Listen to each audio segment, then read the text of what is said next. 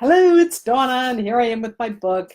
You will notice it is getting very ready. It's a brand new book, and I've only been writing in it for almost a year, I guess, half a year. But it's going to help you, if you get it, to heck with the mess. We don't care that it's messy. Anyway, welcome back. Facebook Live, I'm Donna Balzer. Already making mistakes. I'm working alone today, flying solo. Ian is in another location. And I'm using my new, check it out, microphone. So we're hoping the sound is amazing. And I'm here today to answer your gardening questions. Before I begin, I don't want to forget to tell you that this Friday coming up, this very next Friday, that is the 24th, Friday the 24th, I'm live on CBC radio at noon in Alberta. So that actually is not exactly noon, it's 12:30. So if you are a CBC fan, you can listen to it online, or you can go onto CBC. It's, I don't know, 90, 1010 or something in Calgary. You'll find it, Calgary Radio, Alberta at noon, Friday. So don't forget to listen to that. Also, I'm flying off to Winnipeg. So if you happen to be in Winnipeg, I will be there this weekend. I'm leaving on Saturday.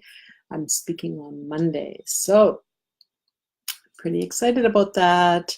Before I talk to you again, I'll have been performing for an audience of the zoo horticulturists in Winnipeg. So CBC this Friday, Winnipeg next Monday. I hope I see you in one of those locations. So right now I want everyone to get geared up with their questions and let me know what you have in your mind. I've been talking to some different people about different things. I have some good in the garden. I have some questions that people have been sending in.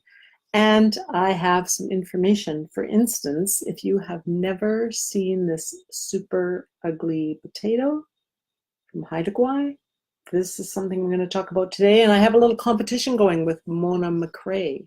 She is going to be writing in, I hope, and we're going to talk more about that competition. I also have a good in the garden today, which involves these lovely tools. So if you haven't got tools like this and you need them, I'll tell you what you need them for this half hour. So lots of things to do, lots of things to say. I hope you do have gardening questions, and I hope you are following along. So questions, let's start with that first question. And I've written them down. Sorry, I don't have them all memorized.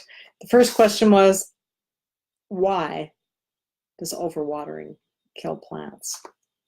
Why does overwatering kill plants? If you are new at gardening, you probably don't know that in the soil there are three parts: the minerals, maybe four parts, but the solid materials like the minerals and the organic matter.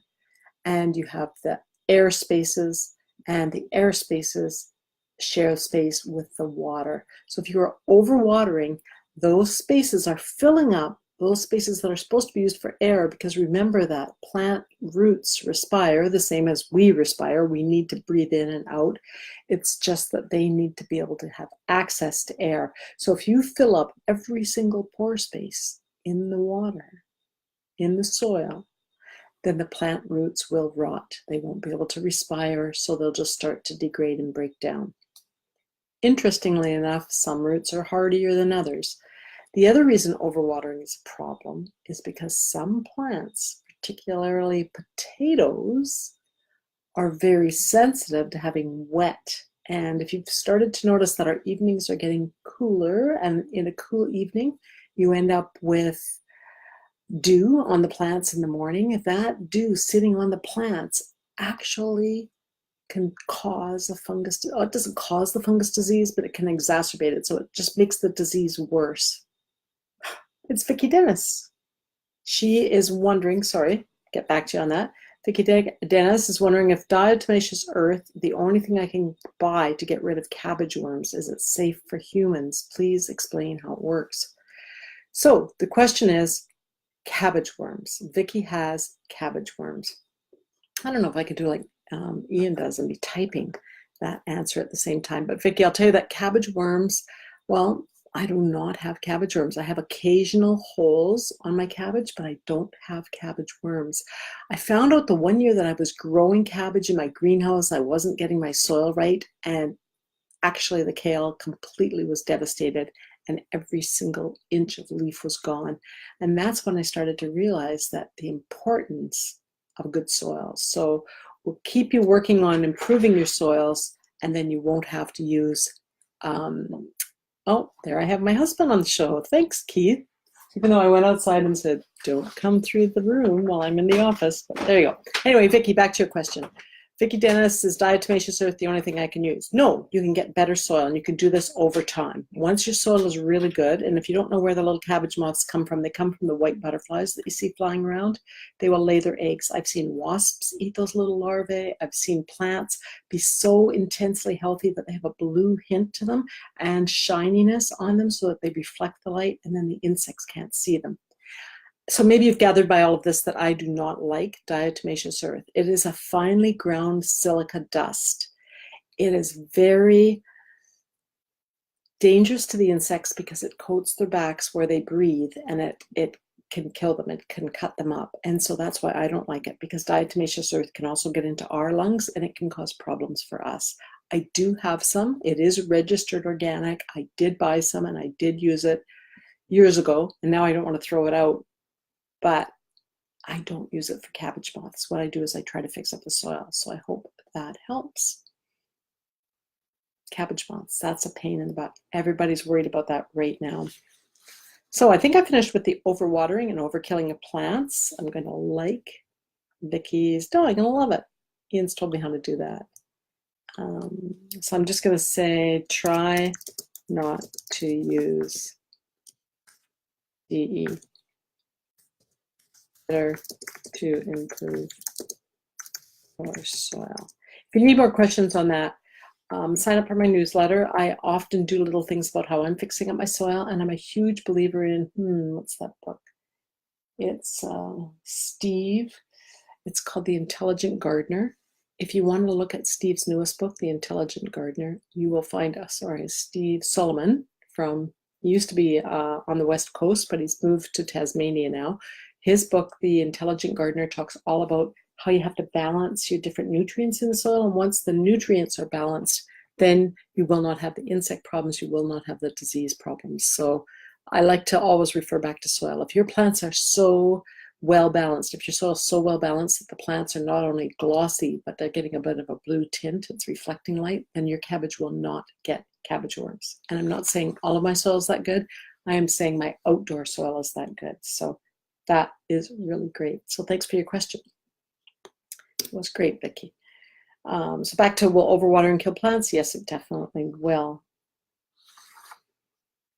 I had a couple of questions that personally affect me, and I love those kinds of questions because I love growing cantaloupes. I love growing melons. And if you've been following the story, I had deer eating my melons. I even had deer visiting recently, and I've been covering them at night. You can see that on one of my little jobs in the garden, which is a video that we produce and that we've put online.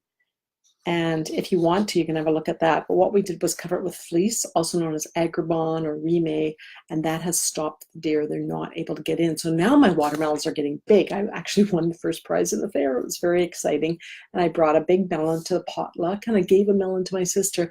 And guess what? None of the melons that have been winning or being given away, none of my melons are ripe yet. I found this out from an Alberta farmer, the Man Farm in southern Alberta in Coaldale. They told me that the little spiral, so the little tiny, it's a vine basically, the little tiny vine on the watermelon has to be brown. When it's brown, the melon is ripe. If you pick it earlier than that, then what happens is that the melon will be pink probably, or if it's too early, it'll just be white. But what'll happen is it won't be as sweet. So my one question was how to know if a melon is ripe and a watermelon, which are just starting to ripen up. The best thing to do is to wait for the spiral, the little vine that's closest to the melon that you're wanting to pick.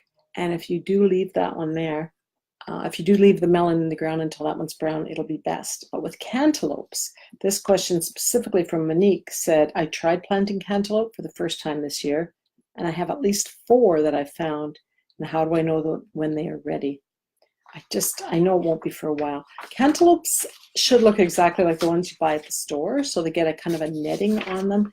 And beyond that, when you touch the cantaloupe and pick it up at the flower end, so that's the outside end, you should be able to smell the ripe cantaloupe. When you smell that ripe cantaloupe, it's ready to pick. But if you additionally just twist the fruit a little bit, as you twist the fruit, you will find out that it'll just slip right off. So if you're growing cantaloupes and they smell ripe and you can just twist them a little bit and they'll fall away from the vine, that, Monique, means that that plant is ready. So I don't know what that means at the top. Oh, there's another question. I have quite a few white moths flying around. My soil is rich from well-rotted manure. This is Vicky again. She's still asking about her cabbage worms. I have a lot of moths flying around. My soil is rich from well-rotted manure, lots of fiber and some sand. Don't really know how to improve it anymore. Large transplants grew beautifully with no worms, and I've used them up. But the later cabbages are getting holes in them. Do I need richer soil? So that's really a great question. Thank you, Vicky, for that question. There's these terms about rich. Rich is usually something, and it doesn't mean you have a lot of money in the bank. It means the soil has a lot in the bank. It has a lot of organic matter in storage. So she's been using rotted manure, which is going to boost her phosphorus levels because that's what we get from manure. But sometimes as plants, she's already had her first crop of cabbage, and that first crop looked good. It didn't have any cabbage worms, but they extract the minerals that they need from the soil. So you have to replace them. There are different ratios between, say, phosphorus and nitrogen and potassium. And if you just use a balanced fertilizer, that doesn't always work. But Vicky, I'm going to suggest to you right now that you go and get a multi-purpose fertilizer with micronutrients. This is probably the first time anyone has heard me say this, and it's because I just read a new article online that showed a 100-year study with soils. And in that study, people that had been adding farm manure for years and years and years had really good soil, but people that had been adding farm manure plus some inorganic fertilizers, the combination was making their soils the best. So I have been following Steve Solomon's The Intelligent Gardener for a couple of years now, and I do things like add seed meal because that replaces the nitrogen, or fish, actually they sell some fish bone meal which replaces some of the calcium.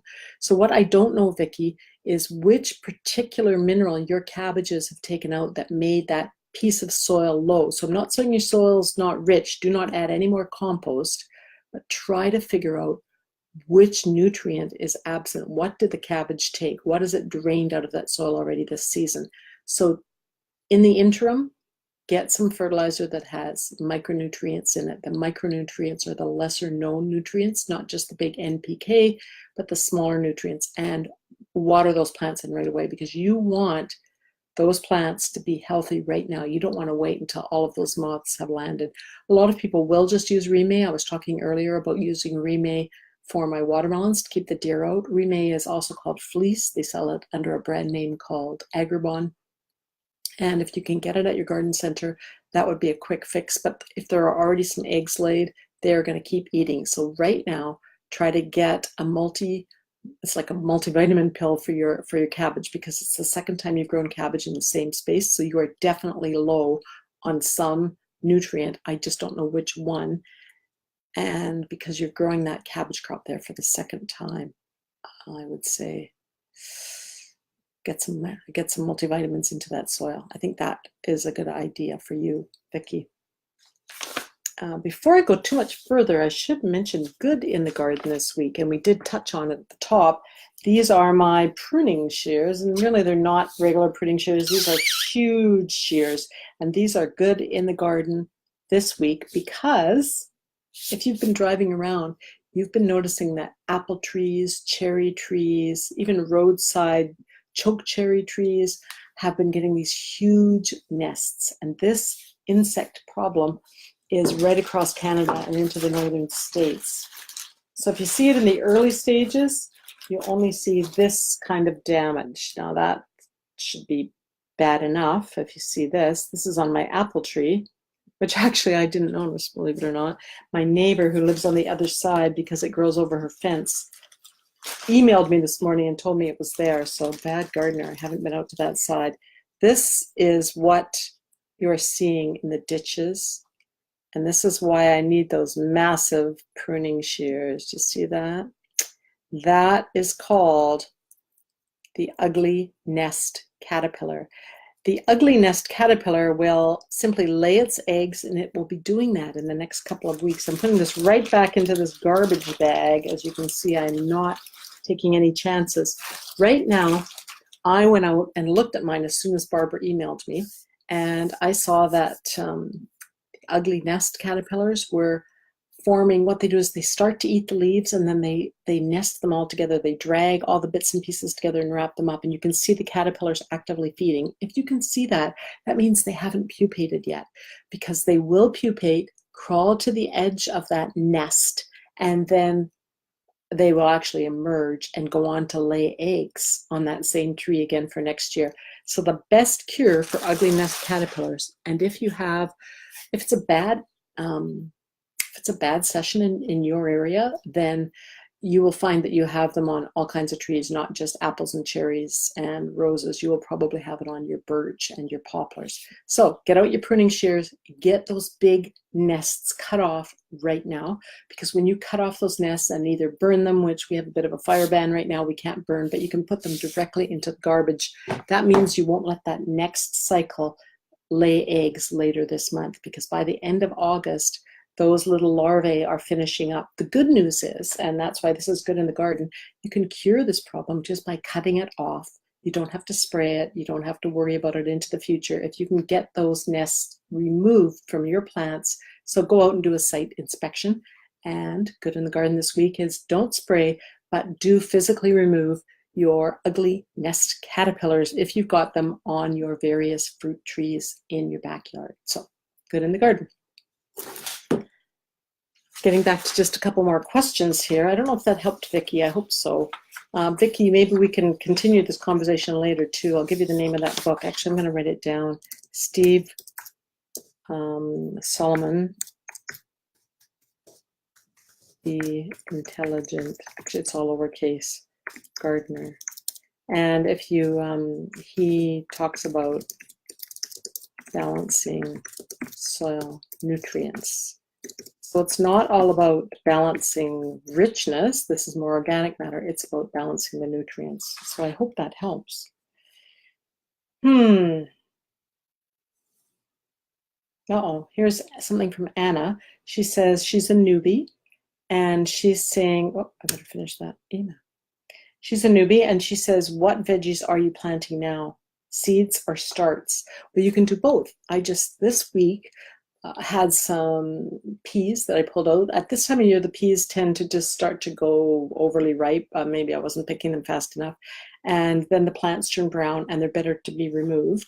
So I pulled the plants out, and I had quite a big space in my garden, and I had saved from May, I guess it was in late May, my spinach had gone to seed, and I had saved that spinach seed. So I spread that out, and I watered it in. So I just seeded some spinach.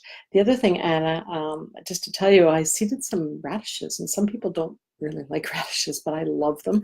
And I'm trying a new type that I've tried for 3 or 4 years now, so they're not brand new, but they're called Topsy. And on the package, it says that they will be ready in 30 days. And I seeded those 18 days ago. Of course, I wrote it down in my journal because I don't have that good a memory anymore, but I wrote down that I seeded my Topsies 18 days ago. So that was on August 2nd. Today's the 20th, and this morning I went out, and I wish I hadn't eaten those, but I did. I ate them, I washed them and ate them right away. So things like radishes, those Topsy radish only took 18 days. More commonly, people are planting their lettuce and their spinach and their mustard greens and things like that at this time of year. So, you know, I don't know. I think that if I was you, Anna, I would just go ahead and try it. I've also reseeded and transplanted some lettuce as well. So I think that that's really neat. Oh, Ian's doing radishes. Hi, got here late, but better late than never. I'm doing radishes this year. Don't even know if I like radishes. Well, I like radishes, Ian, so you can give them to me.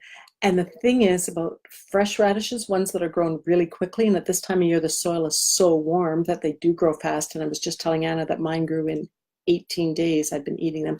They won't all grow at the same rate, but depending on where they're located in the row, I just broadcast them between some beans, which I also planted. The only reason I did beans was because my beans are in my greenhouse, and I thought I would have a little bit of an extra month there going into fall. There's Sean Marie. Hi, Sean Marie.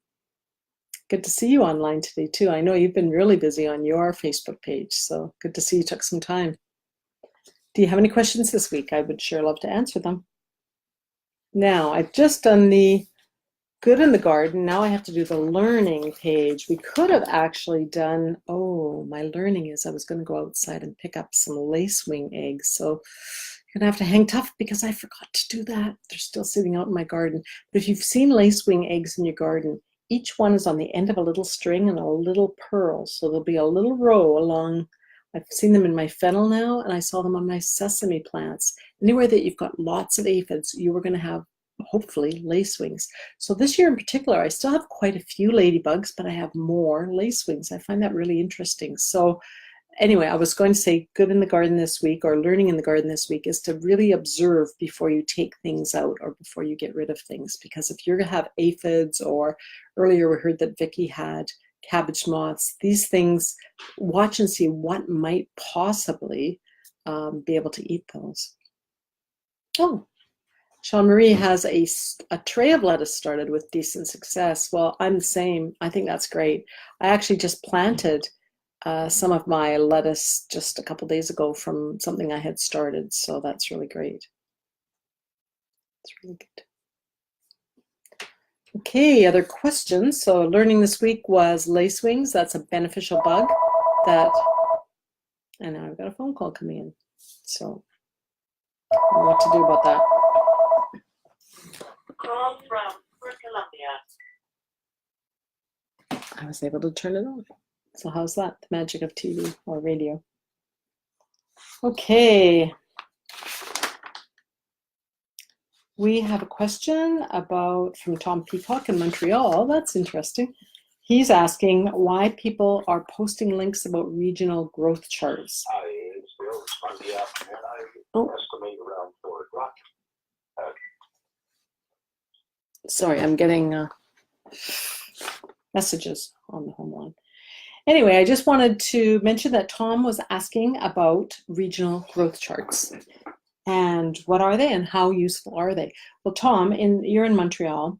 You would have more frost-free days because of the influence of the St. Lawrence. You're right on a major river, which is almost the ocean. So anyone that's close to an ocean or a big waterway will have a longer frost-free period.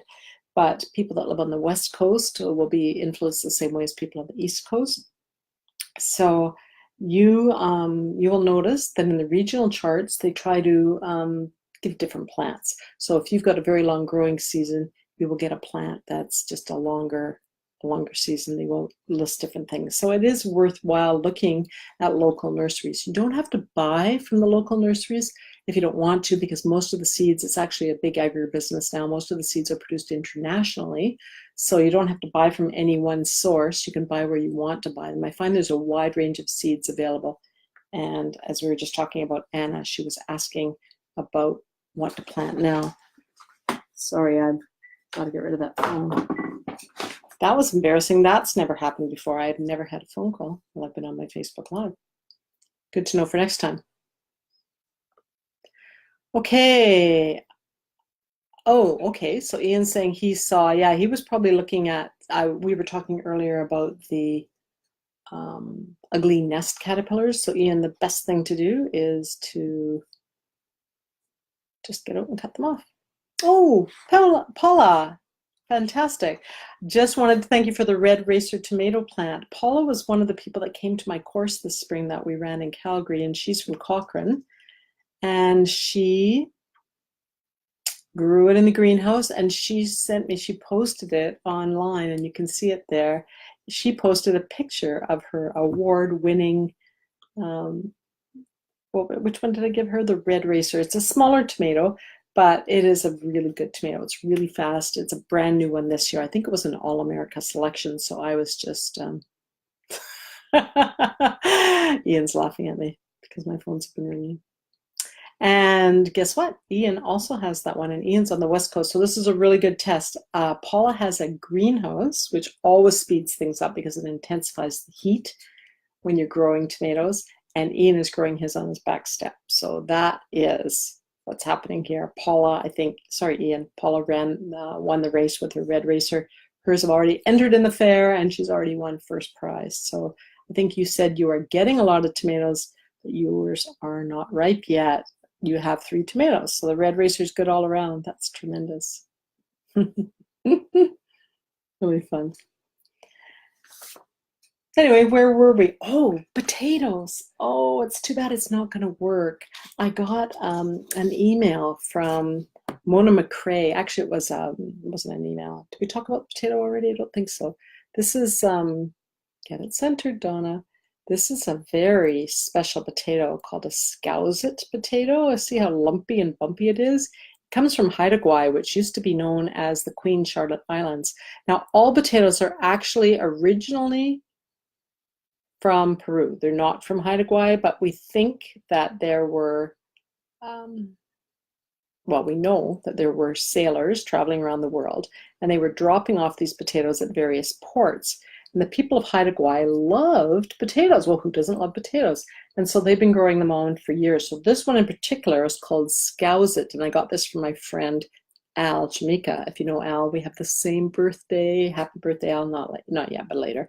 We both grow the Scouset potato. Well, he just gave this to me. Now, he probably thought I was going to plant it earlier, but I wanted to wait and see if it would sprout because it's a really woody, well, they call it waxy. It's the kind of potato that probably if you had 2 potatoes side by side, you would not cook this potato. So I've been just leaving it sprouting, chitting, that's what we call chitting, on a countertop to see how long it would take to sprout. It has just sprouted.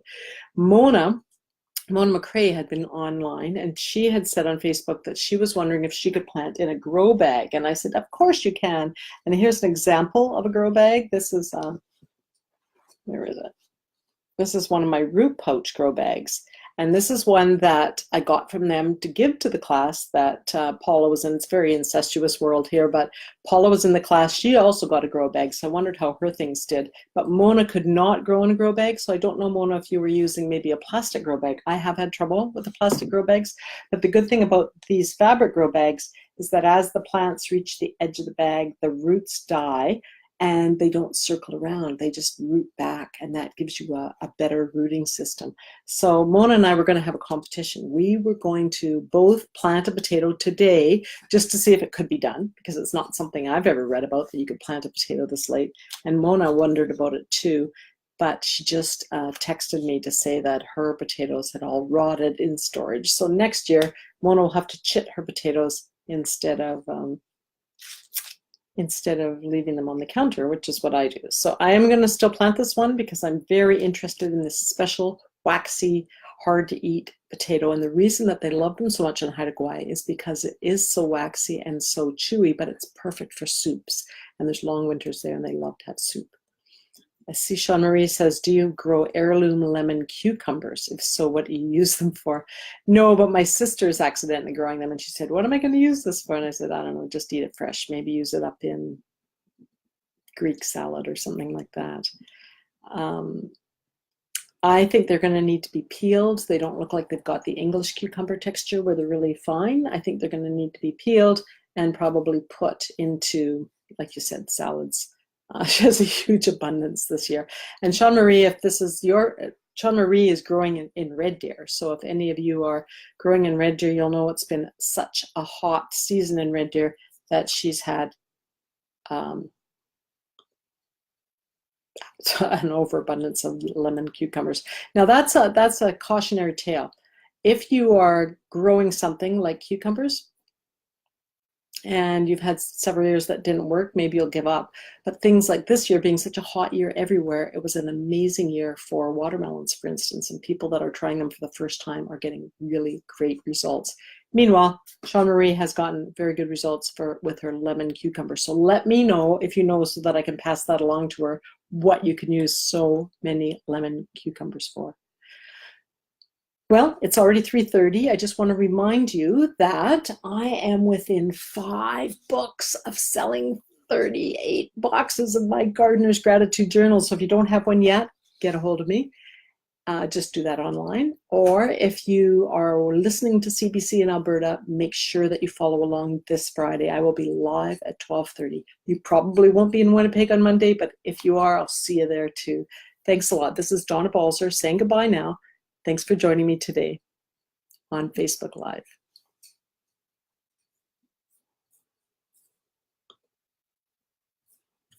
Wow, lots of buttons to push.